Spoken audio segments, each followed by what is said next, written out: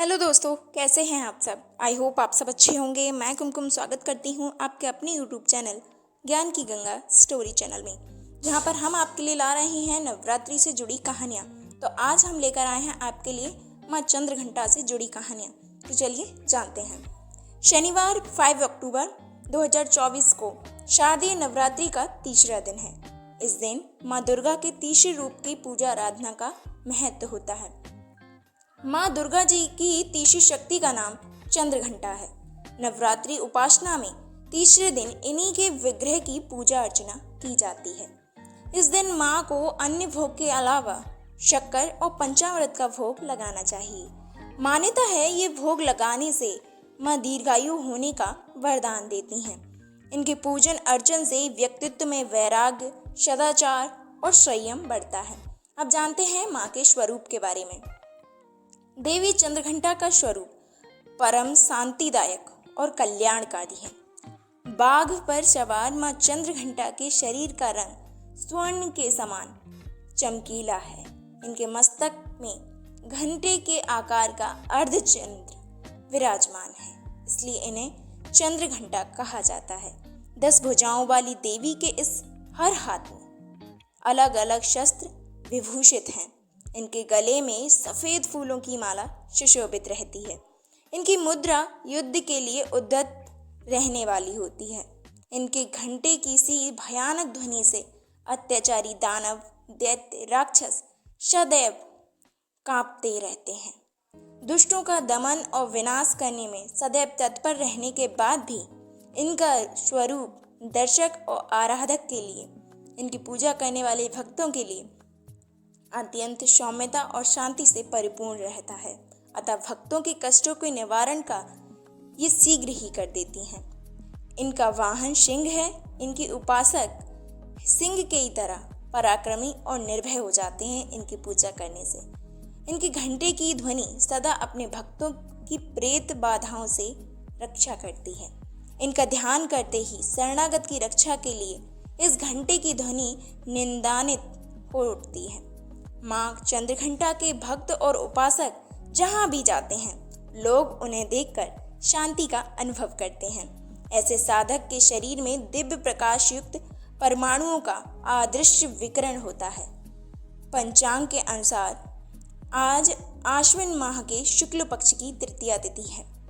आज के दिन जो लोग दाम्पत्य जीवन में हैं, उन लोगों को माँ चंद्रघंटा की अवश्य पूजा करनी चाहिए, क्योंकि इनकी पूजा करने से दाम्पत्य जीवन सुखमय होता है। देवी की कृपा से व्यक्ति को सुख और समृद्धि भी प्राप्त होती है। माँ चंद्रघंटा माता पार्वती का ही रौद्र रूप है।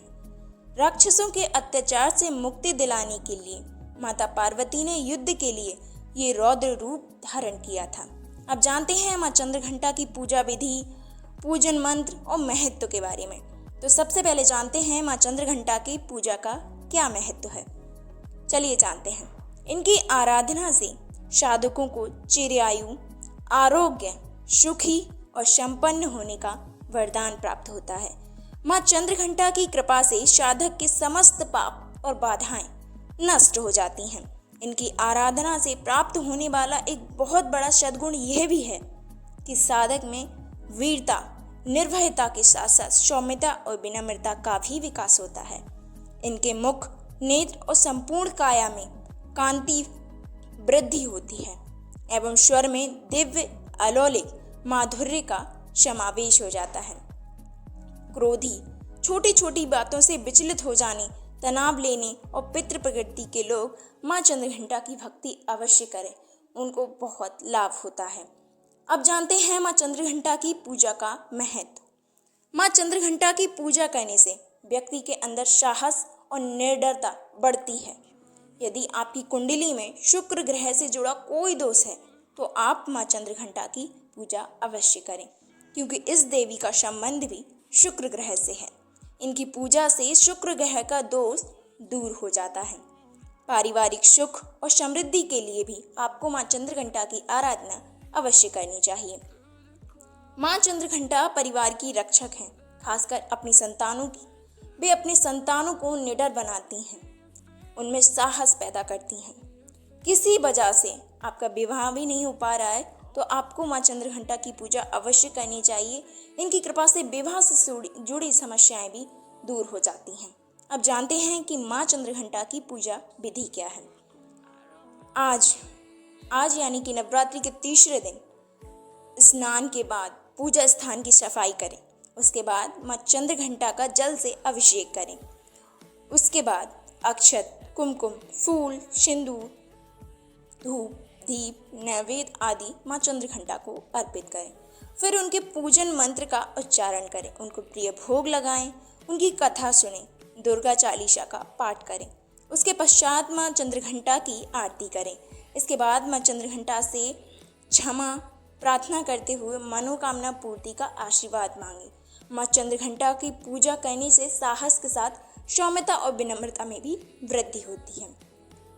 अब जानते हैं माँ चंद्रघंटा के मंत्र के बारे में।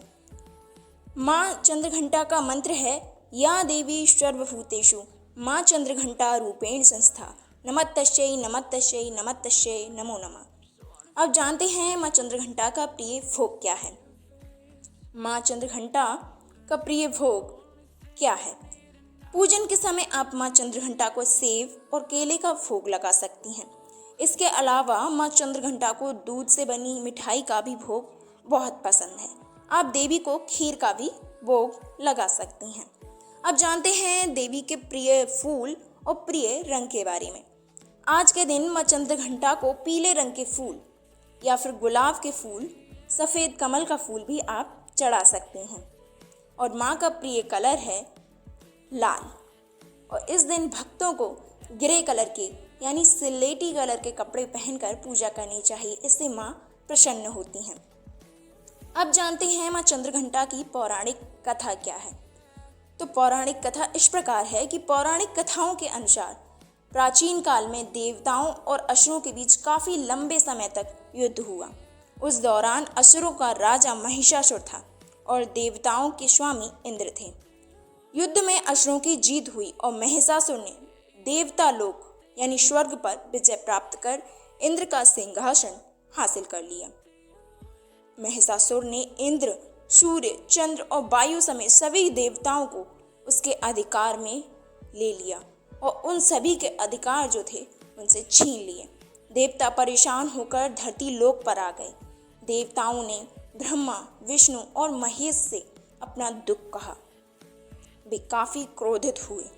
तीनों देवों के क्रोध के कारण उनके मुख से ऊर्जा उत्पन्न हुई और देवताओं के शरीर की ऊर्जा से मिल गई। दशों दिशाओं में व्याप्त होने के बाद इस ऊर्जा से माँ भगवती के चंद्रघंटा स्वरूप का अवतरण हुआ। भगवान विष्णु ने उन्हें अपना त्रिशूल भेंट किया। इसी त्रिशूल से माँ चंद्रघंटा ने युद्ध में महिषासुर का वध किया।